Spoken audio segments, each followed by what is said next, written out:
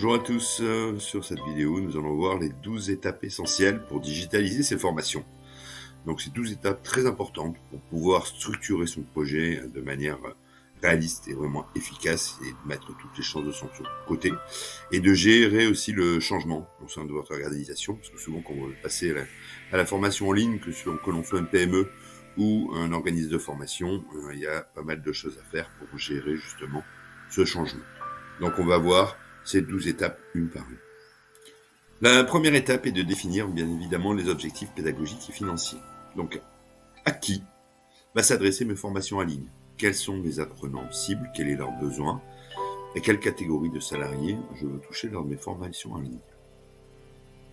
Pourquoi? Quels sont mes objectifs pédagogiques de mes formations?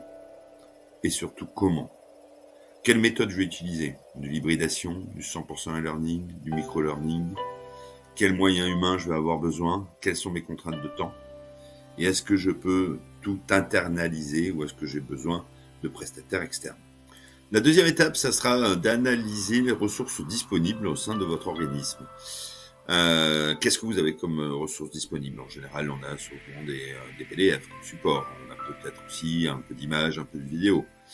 Donc c'est très important d'inventorier tout ça et bien évidemment se poser la question pour pouvoir faire passer et atteindre mes objectifs pédagogiques, quel contenu je dois créer, quelles ressources je dois créer et est-ce que je peux le faire en interne ou est-ce que j'ai besoin de prestataires externes.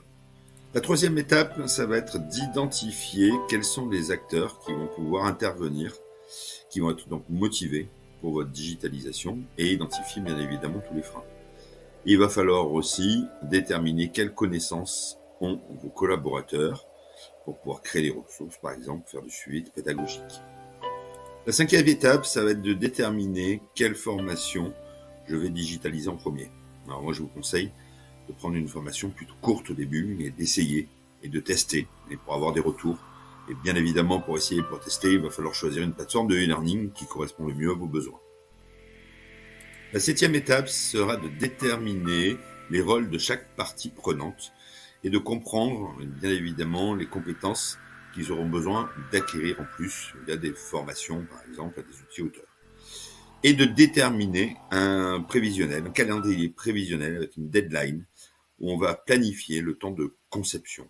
Parce que ça, c'est ce qui prend le plus de temps dans le e-learning, c'est la conception de ressources. La neuvième étape, ça va être d'intégrer le personnel administratif de votre entreprise dans votre digitalisation pour qu'ils comprennent comment ça fonctionne et comment on peut utiliser les outils comme des LMS pour faciliter la tâche administrative. Et bien évidemment, voir si en effet tout est en adéquation avec votre process qualité que vous pouvez avoir, que ce soit Calliope ou des normes ISO. Donc vous venez de digitaliser votre première formation en courte en ligne et l'objectif de la 11e étape, c'est de la diffuser à vos premiers apprenants ou salariés, de communiquer bien évidemment comme quoi vous êtes en train de mettre en place du e-learning et de voir si vous pouvez avoir des clients qui seraient susceptibles d'être intéressés par ce format. La 12e et dernière étape, c'est de recueillir les feedbacks. C'est très important de vos premiers apprenants.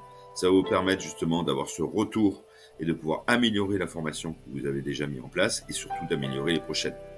Donc ces 12 étapes essentielles qu'on vient de voir, ça va vous permettre de vous structurer pour vous donner toutes les chances de réussir votre digitalisation.